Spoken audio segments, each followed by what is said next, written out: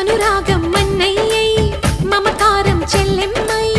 ఈ బంధం వందేళ్ళయ్యే పదినమ్మే చేరిందా ఈ పందిట్లోనే మహారాణిని